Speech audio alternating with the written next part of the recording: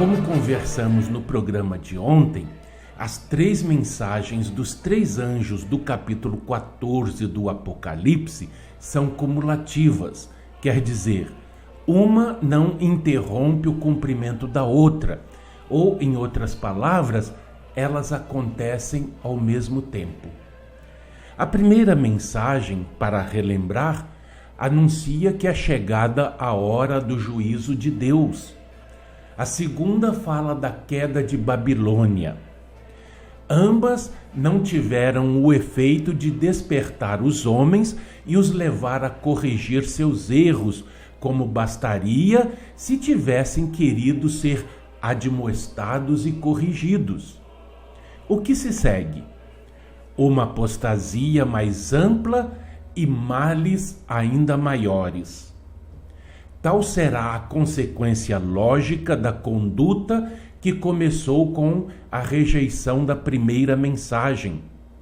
Agora, outra proclamação é enviada, anunciando em tons solenes que se alguém adorar a besta e receber a sua marca, beberá do vinho da ira de Deus, que se deitou, não misturado, no cálice da sua ira.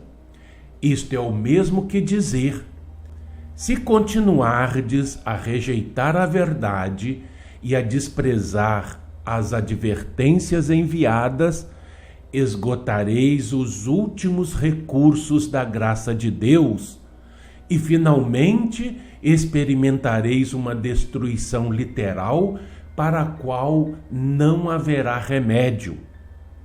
Esta é a ameaça mais severa que Deus podia fazer nesta vida, e é a última. Poucos lhe prestaram atenção e serão salvos, mas a multidão passará adiante e perecerá.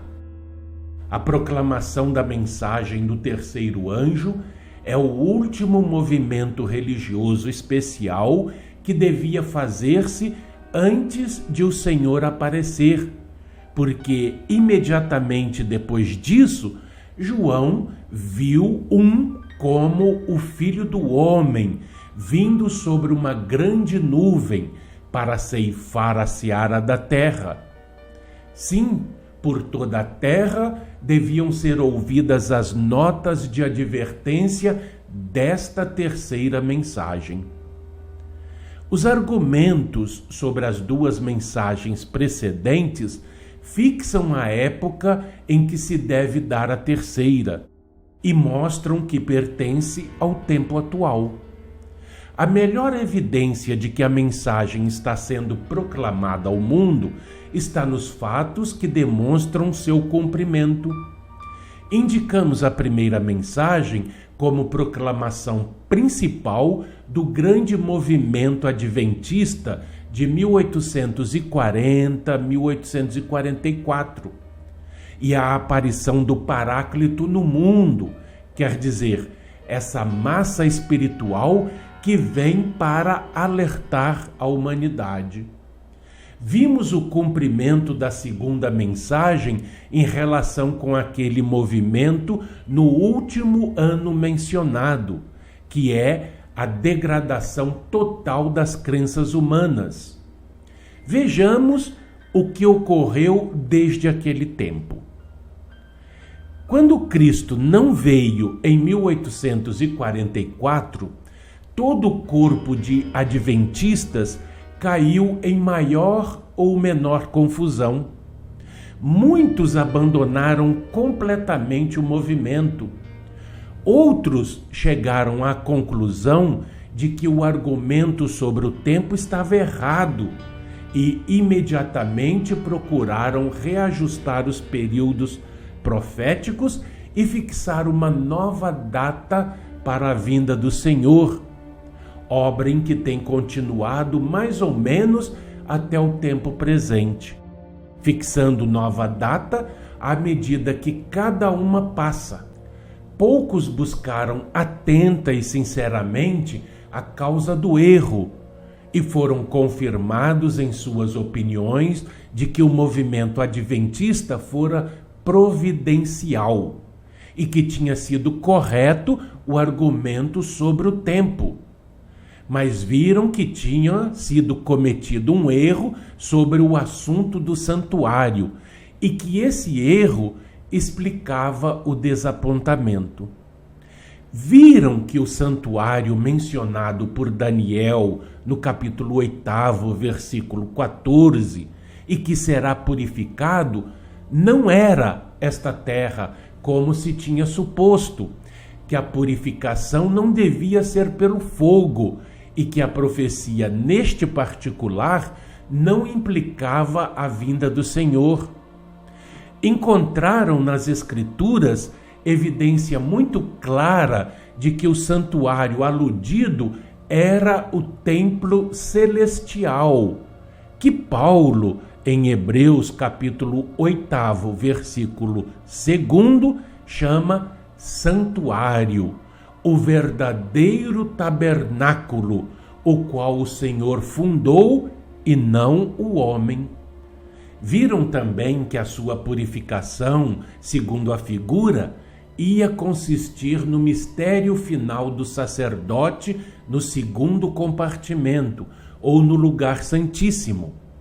Compreenderam então que tinha chegado o tempo para o cumprimento das palavras do Apocalipse, capítulo 11, versículo 19. Abriu-se então o santuário de Deus que se acha no céu, e foi vista a Arca da Aliança no seu santuário. Com a atenção voltada para a arca, foram naturalmente levados a um exame da lei contida na arca. Que a arca continha a lei era evidente pelo próprio nome que lhe era aplicado. Era chamada a Arca da Aliança. Mas não teria sido a Arca da Aliança e não podia ter sido assim chamada se não encerrasse a lei. Ali estava, pois, a arca no céu, o grande antítipo da arca que durante o tempo das sombras existiu aqui na terra. A lei que esta arca celeste contém deve, por conseguinte, ser o grande original de que a lei escrita em tábuas na arca terrestre era apenas uma cópia. Ambas devem ser precisamente iguais, palavra por palavra, til por til. Supor de outro modo representaria mentira. Essa lei continua sendo, pois, a lei do governo de Deus, o seu quarto mandamento, hoje, como no princípio, requer a observância do 7º dia da semana, ou seja, o sábado. Ninguém que admita o argumento sobre o santuário pretende questionar este ponto. Assim, foi trazida à luz a reforma do sábado, e viu-se que tudo o que foi feito em oposição a esta lei, especialmente na introdução de um dia de repouso e culto que destruía o sábado, devia ser obra da besta, do poder que se oporia a Deus e tentaria mudar suas leis ao exaltar-se acima dele. Mas esta é precisamente a obra sobre a qual o terceiro anjo pronuncia a sua advertência. Por isso, os crentes de 1844 começaram a ver que a época da mensagem do terceiro anjo está sincronizada com o tempo da purificação do santuário, que começou ao terminar os 2.300 dias mencionados por Daniel em 1844. E mais, que a proclamação é baseada nas grandes verdades desenvolvidas por este assunto. Assim, a luz da mensagem do terceiro anjo raiou sobre a igreja. Seus membros viram imediatamente que o mundo tinha direito de exigir aos que professam proclamar essa mensagem uma explicação de todos os símbolos que ela mesma contém. A besta, a imagem, a adoração e a marca. Por isso, esses pontos constituíram temas de estudo especial. Viram que o estudo das Escrituras era claro e abundante, e o mundo não levou muito tempo a formular pedidos de explicação. Porque, é claro, o povo quer saber, o povo quer ser esclarecido sobre todos estes pontos aparentemente misteriosos e confusos do Apocalipse. E para que vocês meditem no que falamos e o assunto não fique perdido, vamos fazer uma pausa para continuar amanhã. Um fraternal abraço a todos.